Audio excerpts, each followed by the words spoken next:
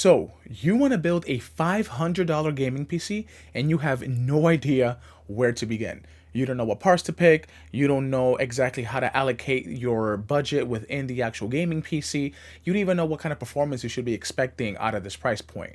Well, look no further. Your boy Kobe, I got you. I have created something that's going to help you guys maximize your budget to get the most out of your $500 gaming PC. Let me show you what I'm talking about.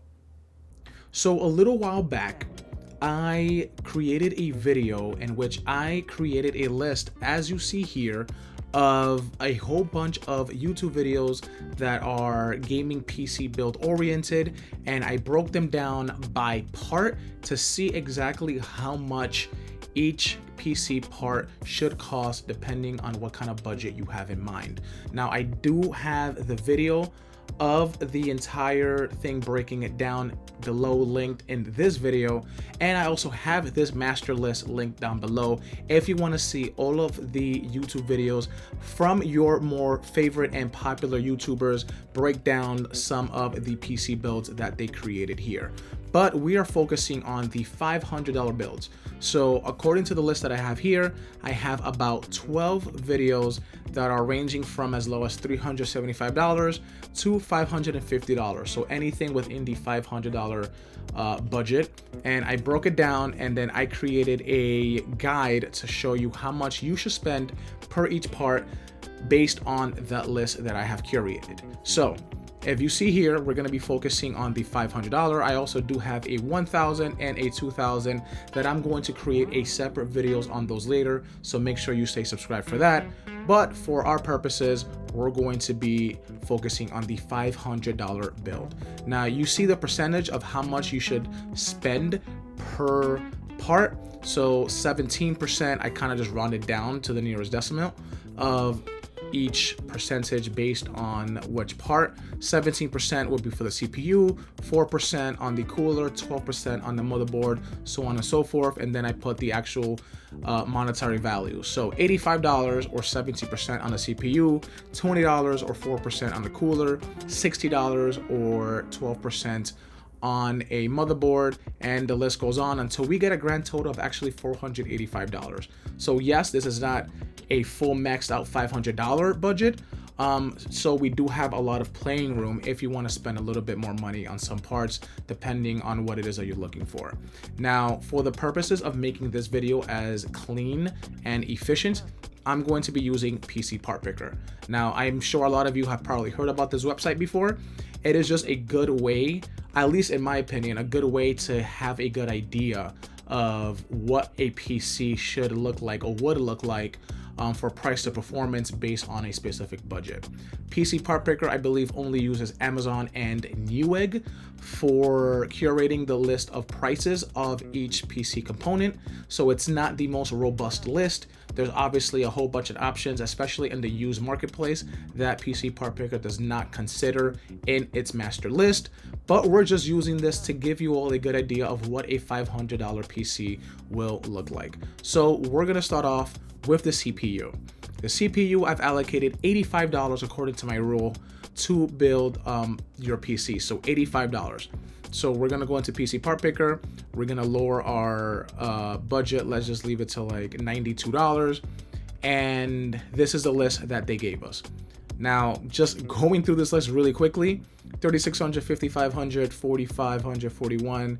You don't have a lot of Intel CPUs here on this list. You do have an i3, which I do not recommend 4 cores in 2024. You do have a 9400F, but this processor, I think it's like maybe 5 or 6 years old at that point. And it might be hard to find a new motherboard for that price. I think AMD will be our better option. Even though because some of these AMD processors are still technically old, you can still buy a bunch of motherboards brand new that are still compatible. So we do have, I think I'm going to narrow down our options to a 5500 or 3600. And I think I'm just going to lean to a 3600 because it does fall under our budget of $85, even though the 55 is just a couple dollars over. But I'm not sure how the 5500 compares to the 3600. I don't feel like if it's very similar, it doesn't really matter to spend another 10% on this 5500 over the 36. I think we're gonna stick with the 36. Yes, you're stuck on AM4, so the upgradability, there is no crazy future proofing because you're already on AM5 and that won't be compatible. But there are still a bunch of really great processors out there if you choose to upgrade your processor over time. So we're gonna stick with the 3600.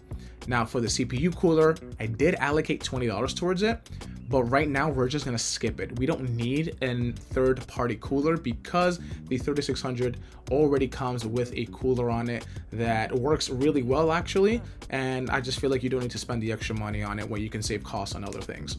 So we're gonna move on to the motherboard. Now the motherboard, there are probably a lot of criteria that you might be looking for. If you want USB-C ports, if you want Wi-Fi, if you want extra M2 slots. What I want specifically is I want to make sure that our thing has Wi-Fi. So first, the budget I put is $60. I always like to go a little bit over in case we might find something a little bit better. So let's just leave it at $86. We have a lot of options here, but I do want Wi-Fi. So let's go over here, click the option to get Wi-Fi, and we are very limited in options. Now I did allocate $60 towards this, and every single option that I have here is over $60. I think for the purposes of this video, we're gonna choose the cheapest option, which is the Gigabyte B450 Wi-Fi. It is not the prettiest looking board, but it does come with 2, 4, 6, 8 USB ports, which half of them are USB 3.0. I do see an HDMI slot, even though we won't need it for this processor. But more importantly, you can see these little antennas. It does have Wi-Fi. I'm not sure if it's Wi-Fi 6, Wi-Fi 5, whatever it may be, but it does have Wi-Fi. I wonder if it can tell you it does have Wi-Fi 5. So it's not to the latest standard, but it is something. And I think Wi-Fi is very underrated in motherboards because God forbid something might happen with your wire or something. At least you have Wi-Fi as a backup. So we're gonna choose this $75 option. It is over our budget by $15, but technically we are not using a cooler, so I can allocate 15 of that $20 that I saved into the motherboard. Now let's go into memory. I do have $30 allocated to RAM, which might not seem like much, but I feel like because this is the old AM4 platform, you're gonna find very, very cheap options. Let's drop this down. Since I had a $30 budget, let's leave it to 46. And immediately we have a lot of options. Prices are under $40 for the vast majority of 16 gigs, which is 2x8. I think for the purposes of trying to keep this as close to our budget as possible, I'm gonna choose something that is exactly $30. And what I see here is the closest thing is actually the second option, Silicon Power Gaming, 16 gigs. You do have CL16 3200 speeds, which is perfect for the 3600, and it's $30 on Amazon. So we're going to click on this one. It's not the prettiest looking one. You can obviously choose an option that might be a couple bucks more that might look a little bit better, but I'm not looking for aesthetics. I'm just looking for the best price to performance. Let's stick with the Silicon Power 16 gigs. So now we can move on to the storage. I believe I put $30 for the SSD. This is where you might want to start playing around and maybe save cost on some other parts to get something else that you want. $30 for storage is not going to be a lot. We're probably going to be sticking to 512 gigs worth of storage, which isn't going to be much for gaming nowadays, but I guess it's better than nothing. I do see $37 for an M2, that's Team Group. I see $27 for 240. We definitely don't want to do that. $35 for Silicon Power. I guess they really are focused on budget components. I do see this Team Group 512 that it's going for $31, and honestly that might be our best bet. I do see another Team Group for 512, that's $32. That actually might be good too. Silicon Power for 30 on the money. One thing you really want to focus on or do a little bit more research in is if any of these storage solutions have DRAM on it, because the more you fill up your drive, if it doesn't have a DRAM buffer or cache, I think it's called, you will lose a lot of performance speed on it. So the more you get filled up on the storage, the slower it might become. I don't know if any of these have DRAM cache on it, but I'm just going to focus on, let's just pick this Team Force Vulcan Z, 512 gigabyte storage for $31. It is 2.5 SATA SSD, so it's not as fast as PCIe Gen 3 M2 slots or M2 drives, but you'll still get SATA SSD speeds, and I think that's more than enough to handle modern day gaming even today. So we're gonna be sticking with this one. The next component is the video card, and according to my guide, I have allocated $185 or 39% of my budget towards this. So let's look at any cards that are $185. We're gonna be very limited in options here. I'll probably push this to $197, so maybe $200. And immediately, we don't have a lot of options. We might have 2 or 3 options. I see a lot of 6600s, 3050s, 6500s, an ARC A750, which is not bad of a card. I think we're gonna opt out of using any of the Intel cards only because they're still generation 1. Yes, they've gotten better over the last couple of years since they debuted, but they are not as stable, anywhere near as stable as AMD or Nvidia. So we're sticking to just them. A 580 I do not recommend that you get. This RX 580 probably came out 7 or 8 years ago, so it is a very old card. Not saying that every card that you see on this list came out this year, but an RX 580, I think we could definitely do better than that. I'm going to lean probably with the RX 6600. I'm not sure how much better or worse it performs compared to a 3050 from Nvidia side, but I do like that you do get 8 gigs of RAM as opposed to some of these 6 gig 3050 variants that you see here, especially for the price difference. It's not that bad. If I keep scrolling down, I do see that there is an 8 gig variant of the 3050, but again, I'm not sure exactly how much well it performs against the other. I believe that the 6600 is slightly better when it comes to pure rasterization performance, so we're gonna stick with the 6600. It's $5 over our budget, but I think that is okay for this. Obviously, these are just prices right now. If you wait for holiday sales, they might become even cheaper. There are 2 options that I see here for the same price. I'm gonna choose the first one, which is a Gigabyte Eagle, and we can add that to our total list. Now we have 2 components remaining. We have the case and the power supply. For the power supply, let's focus on that first. I've allocated $35, which is not it's not gonna give you a lot of options here. $35, let's just push it to like 42. And yeah, you don't have a lot of options here. You have a couple thermal takes, you have an EVGA 400. Thermaltake has a 500 option and a $600 or 600 watt option. The EVGA, it's almost the same price.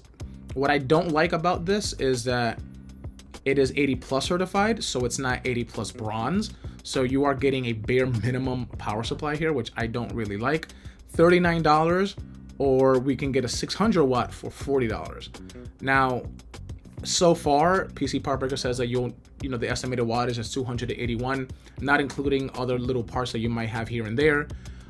So 500 should be enough. Maybe let's just add the 600 one because it's only $2 more. So you're getting a little bit more headroom here.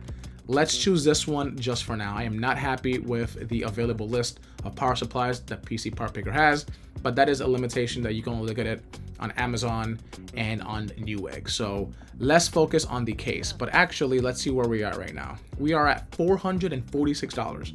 That is not bad. We technically have $55 to play for a case. So let's see what cases are there for $55 and under. I would think we would have maybe a few good options here. So $54, and we do have a plethora of options. Now, one thing you want to keep in mind is to make sure what kind of a motherboard you have. So if you have an ATX motherboard, you can't choose a micro ATX case because it's not going to fit. In our case, we do have a micro ATX. So the one thing we have to avoid is a mini ITX, which I doubt for this price range you will find a mini ITX case. So everything that you see here is ATX and micro ATX. If you have a micro ATX motherboard, it will fit in an ATX, so it doesn't really matter. So the case here, for the most part, will be subjective to your own personal liking, unless you really are doing something that involves increased temperatures and performance out of it. But considering we are using a graphics card that is a 6600 and a processor that's a 3600, you're not going to be having super high temps that require you to get a case with insane cooling. So for this purpose, we're going to be doing just the Cooler Master box. That's the first one that I see here. It falls perfectly within our budget. I remember this case being infamous for having horrible airflow. Not sure that was ever fixed or not, but I don't think it should be a problem here. But like I said, a case is subjective. You could pick whatever case you want here. DIY PC has really good one thermal takes. There's other Cooler Master options, but for $40, it is within our budget, and we can add it here in total. So you can see that our total is $486.91. So I did put $485, so we are over by almost $2, but I think that is completely fine. Now, the beauty about PC Part Picker, and maybe something annoying out of it, is that it'll show you when you might have a compatibility issue. So if you scroll down, for whatever reason, it says the Gigabyte B450 it supports the 3600 with the BIOS revision. If the motherboard is using an old BIOS, you will need to update the BIOS to make it compatible with that processor.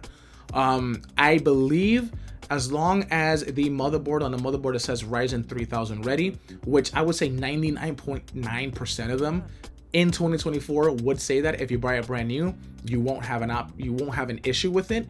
But I do recommend that you just double check with it, because PC Part Picker does make a valid point here. There were processors and there were motherboards back then that required you to update the BIOS for it to be compatible with Ryzen 3000 when it debuted. But like I said, it's been a long time. 9 times out of 10, almost 10 times out of 10, that won't be an issue, but it is still something you should kind of just keep your eye on just in case. But like I said, overall, $486. I think this is a pretty decent PC. I think it's a really good PC if you have a $500 budget and you're only focusing on new parts. The biggest thing that I have, there's 2 big things. The storage, 512 gigs, I think is kind of low for today's standards. I would want at least 1 terabyte, but given the constraints of this build, I understand why we had to choose 512. And the power supply. I don't like the Thermaltake 80 plus power supply. I would prefer something bronze. I don't even know where this falls in on the GPU tier list, but maybe that's something I would wish I can change given the budget. I have $15 to spare. Maybe I can even go another $20 or $30 for the power supply, but I don't want to go over in the sense of wattage. I just want to make sure I get something that's known for its reliability, because the power supply is something that you shouldn't really cheap out on. And if you have to allocate a little bit more money for that power supply, I would recommend that you do so. I'm not trying to talk bad about this power supply. I don't know where it falls, but because I'm not really too known or know too much about it, I'm kind of skeptical about it. But if it is good, if you guys know within the community that it's a decent power supply, then sure, you can keep it here. But for the purpose of this video and because of the limitations of PC Part Picker, we're only choosing that to complete the build. So $486, Ryzen 3600, 16 gigs RAM, 512 storage, and a Radeon RX 6600. You're gonna get solid 1080p performance with this build. So let's wrap up this video and just give you my overall thoughts on the build that we just built here on PC Part Picker. All right, guys, and there you have it. That was my attempt at showing you all how possible and how good it could be if you were to build a PC with $500 in mind. Now, I kept saying throughout the entire build that a lot of things can vary. PC Part Picker is a decent place to start, in my opinion, but it's not the best place. I think you can obviously get more performance out of it if you do opt for getting used parts. The 3600 is a processor that came out a long time ago. You can probably get it for like $50 or $60, even cheaper, somewhere online on eBay, AliExpress, Java, wherever you go to get it used. there are some parts that I will definitely recommend you maybe trying the used market. And I think the CPU, maybe even the graphics card might be a good place for you to save cost or get more out of your money if you are that tight budgeted. But overall, I think the budget was pretty good. I'll probably give it a B plus in my opinion, or a B minus. The power supply was one of my biggest pitfalls, but I think because of PC Power Breaker, we were very limited in options there. But overall, you can see that my rule does apply very well when it comes to building a PC with certain budgets in mind. This is my first one with $500. I definitely want to do one with $1,000 and $2,000, so make sure you guys are subscribed for that. But if you guys did enjoy this video, do not forget to hit like on this and stay tuned for more amazing build videos coming soon. Thank you guys all so much for watching, and we'll see you all in the next one.